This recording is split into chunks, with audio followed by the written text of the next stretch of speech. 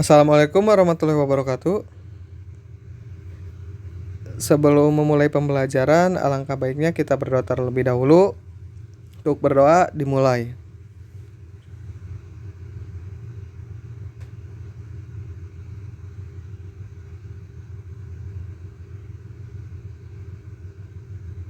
Berdoa selesai. Nah, di pertemuan sebelumnya, di pertemuan pertama saya sudah menjelaskan mengenai apa itu spreadsheet, apa yang akan kalian pelajari selama satu semester ini di Mapel Spreadsheet, lalu contoh-contoh software spreadsheet dan lainnya. Nah, untuk pertemuan kedua kali ini kita akan membahas mengenai yang pertama yaitu komponen pendukung spreadsheet. Nah, jadi kemarin kan kalian juga sudah belajar cara menggunakannya, yaitu cara membuka aplikasi spreadsheet atau aplikasi pengolahan angka. Nah, sudah bisa melakukan membuka aplikasi pengolahan angka, kalian juga harus tahu nih komponen pendukung pada spreadsheet, yang dimana terdapat berbagai komponen pendukung atau fitur yang harus dipahami sebelum kalian bekerja menggunakan Microsoft Excel atau aplikasi pengolah angka yang kita gunakan kan Microsoft Excel. Nah, faktor ini bertujuan untuk mempermudah dan memahami fungsi dan kegunaannya. Jadi fungsi dari kalian memahami komponen pendukung spreadsheet ini, kalian itu nantinya lebih mudah dalam menggunakan Microsoft Excel. Jadi istilahnya sekarang itu kenalan dulu nih dengan Microsoft Excel. Di Microsoft Excel itu ada apa aja sih? Seperti itu. Nah, di sini perhatikan gambar di samping. Nah, itu merupakan tampilan Microsoft Excel. Yang dimana di tampilan Microsoft Excel itu ada apa sih namanya? Ada nama-namanya dan juga fungsinya. Misalkan yang ujung sebelah kiri ada Office button. Nah, itu namanya Office button. Nanti ada apa sih namanya? Fungsinya untuk apa? Kegunaannya untuk apa dan lain-lain. Nah, kalian coba lihat dulu gambar di samping, perhatikan. Kalau bisa di screenshot saja juga agar nanti kalian paham apa sih namanya bagian-bagiannya ketika membuka Microsoft Excel. Dan juga saya harap sih apabila ada komputer di rumahnya, selain kalian mendengar materi ini, kalian sambil coba juga di rumah dibuka. Misalkan ada komputer, coba nih praktekan yang kemarin membuka aplikasi pengolah angka, bagaimana caranya, kalian coba. Lalu kalian sudah dibuka, kalian lihat tampilan ini sama enggak dengan tampilan yang di kalian, seperti itu. Nah, mungkin ini bisa di screenshot saja, lalu kita maju ke pembahasan selanjutnya, yang dimana kita akan bahas mengenai ini Office button itu fungsinya untuk apa, Quick Access Toolbar itu fungsinya untuk apa, tab itu untuk apa, maximize, minimize, close dan lain-lain itu fungsinya untuk apa. Nah, di sini yang pertama ada tombol Office atau Office button yang tadi saya sebutkan. Itu merupakan pengganti menu file pada Microsoft Excel versi sebelumnya. Tombol Office ini berisi perintah standar untuk mengoperasikan file dokumen, seperti membuka, menyimpan, menutup dokumen, dan sebagainya. Jadi, kalau kalian ingin menyimpan file Microsoft Excel tersebut, berarti kliknya yang Office button. Karena tadi, di Office button itu berisi perintah-perintah pengoperasian file dokumen, seperti membuka, menyimpan, dan lainnya. Yang kedua, ada baris tab atau tabs. Merupakan bagian yang berbentuk tabulasi dan berisi serangkaian grup yang memuat beberapa tombol perintah untuk mengoperasikan Microsoft Excel. Yang ketiga, ada grup. Terletak di bawah tab dan berisi sederetan tombol-tombol perintah dalam Microsoft Excel untuk menjalankan suatu proses tertentu dengan cara mengklik tombol-tombol perintah tersebut. Yang keempat, tadi juga digambar ada Quick Access Toolbar. Itu tombol-tombol dalam toolbar ini memiliki keistimewaan khusus yang terletak di bagian sudut kiri atas lembar kerja. Tombol-tombol perintah dalam Quick Access Toolbar dapat dimodifikasi sesuai kebutuhan, terutama beberapa tombol perintah yang sering digunakan. Yang kelima ada title bar, yaitu berisi teks Microsoft Excel atau nama workbook yang aktif. Yang keenam ada minimize button, berguna untuk mengubah bentuk window menjadi sebuah icon atau meminimalkan ukuran jendela lembar kerja Microsoft Excel. Yang ketujuh, maximize button, berguna untuk memaksimalkan ukuran jendela lembar kerja Microsoft Excel, yaitu maximize itu kebalikan dari minimize. Minimize mengecilkan lembar kerja, maximize membesarkan lembar kerja atau memaksimalkan ukuran lembar kerja. Yang kedelapan ada restore button, berguna untuk mengembalikan besar layar pada kondisi terakhir yang sudah pernah ada sebelumnya. Yang kesembilan ada close. Biasanya close ini berbentuk tanda silang merah yang biasanya posisinya itu ada di pojok kanan atas. Berguna untuk menutup dokumen atau keluar dari Microsoft Excel. Yang ke-10 ada tombol dialog atau dialog box launcher. Itu terletak di bagian kanan nama grup yang berguna untuk membuka kotak dialog dengan perintah-perintah yang lebih lengkap dan juga kompleks. Yang ke-11 ada tabulasi sheet, yaitu merupakan lembar kerja utama dari Microsoft Excel yang berfungsi untuk menampung seluruh data dan formula yang akan digunakan sebagai sumber data pembentuk tabel laporan. Nah, jadi nanti itu kalian itu ketika praktek, insya Allah nanti kita akan praktek, cuman tidak sekaligus semua. Jadi kalian itu kerjanya itu masukin data, input datanya itu di sheet atau di tabulasi sheet. Yang dimana nanti itu ketika misalkan kalian bekerja misalkan di tabulasi sheet, misalkan di sheet pertama, nah di situ nanti ada sel namanya itu, nanti akan kita bahas. Nah, kalian masukin datanya itu di situ, input datanya, lalu outputnya juga muncul di situ, prosesnya juga di situ.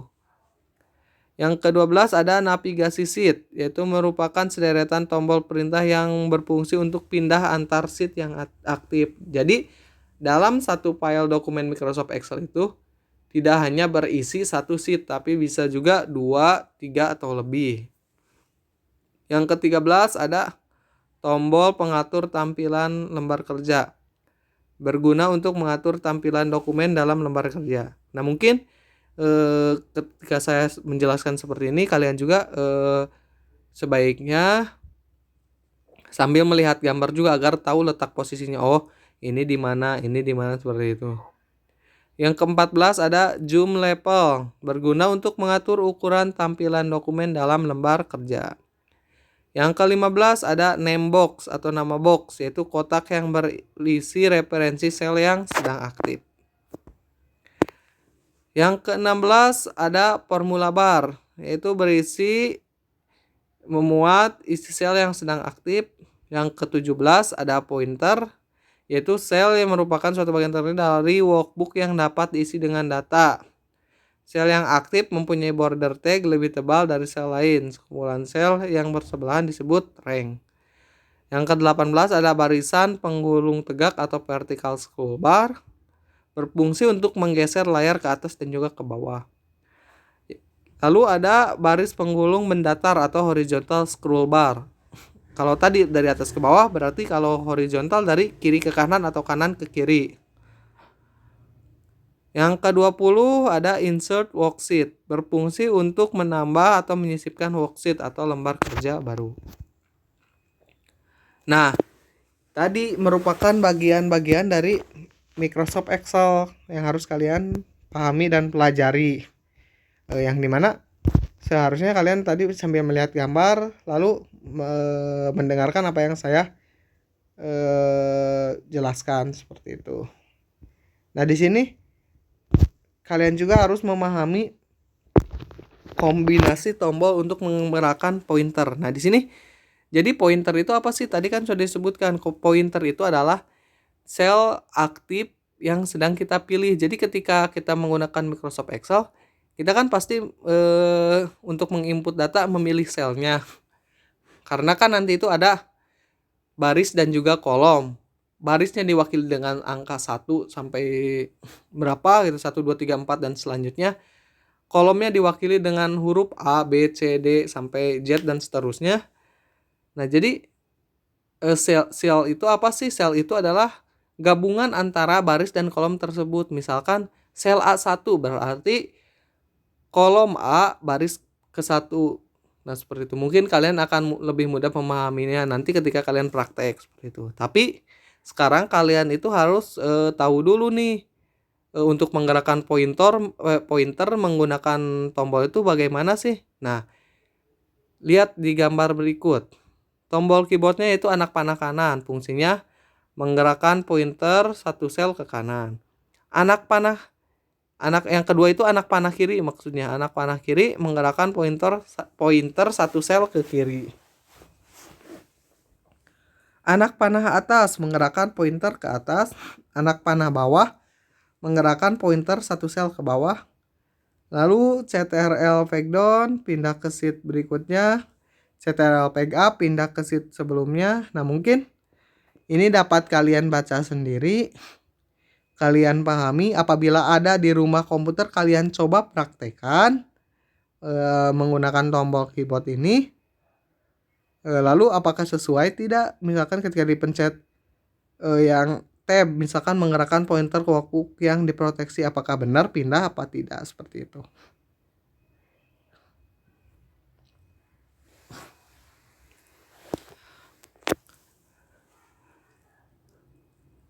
Nah, selanjutnya ada beberapa fungsi dari tombol keyboard, yaitu shift kanan memblok satu sel ke kanan, shift kiri, shift plus kiri. Jadi shift plus kiri itu memencet tombol shift dan juga tombol kiri secara berbarengan, atau misalkan tekan dulu shift pencet kiri. Nah, jadi bukan berarti gini, shift plus kiri pencet dulu shift baru pencet kiri, lepas shiftnya pencet kiri, bukan, tapi berbarengan, shift ditekan tombol kiri juga ditekan, seperti itu.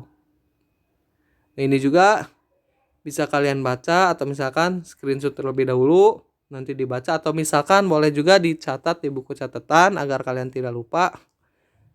Seperti itu. Nanti insya Allah mungkin ketika sudah, karena kan di rapat juga sudah diumumkan bahwa praktek itu akan dilaksanakan di pertemuan keempat. Nah, mungkin tidak sekaligus semua juga. Ketika kita sudah nanti dapat jadwalnya, insya Allah saya nanti akan umumkan ke walas kalian agar kalian nanti bisa melakukan praktek di sekolah. Seperti itu.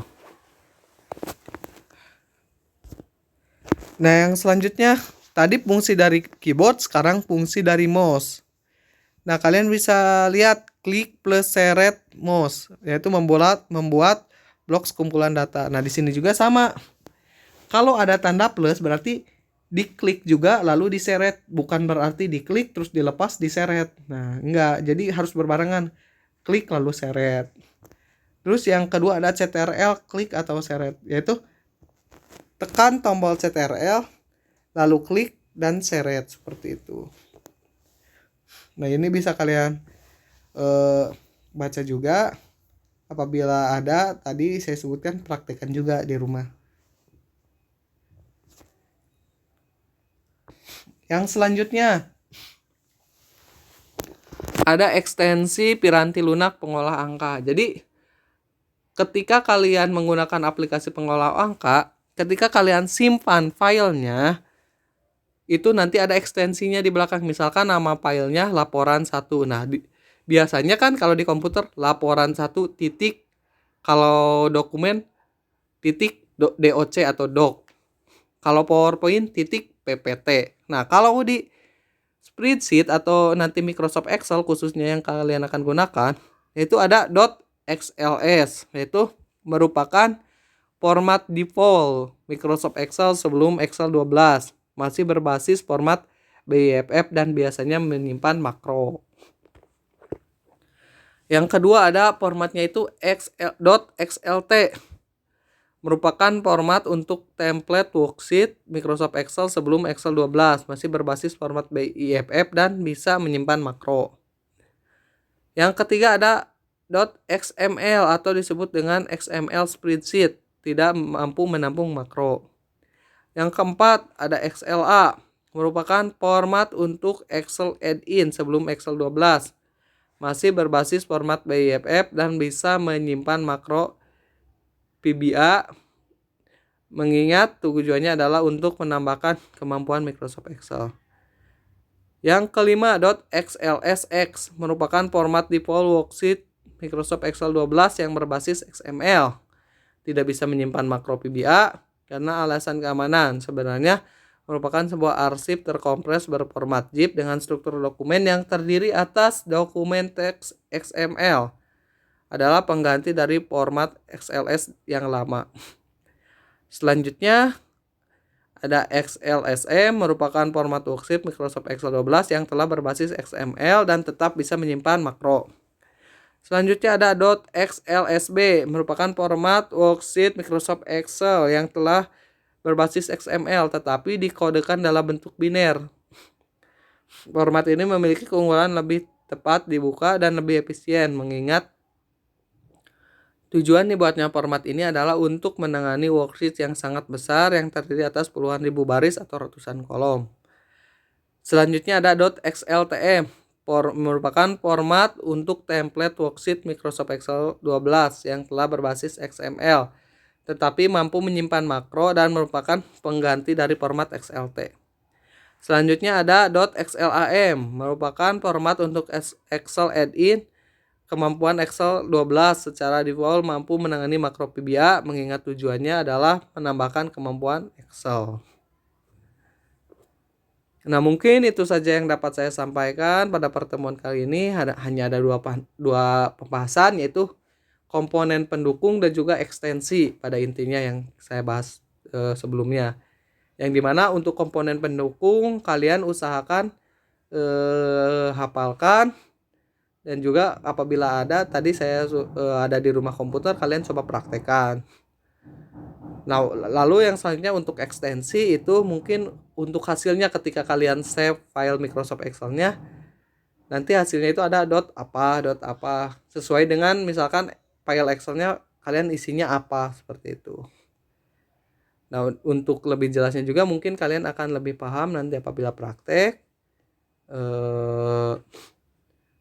Dan juga saya harapkan kalian selain belajar ditemani oleh saya, maksudnya nonton video pembahasan ini, kalian juga cari-cari materi sendiri atau coba belajar mandiri sendiri agar kalian menjadi lebih paham.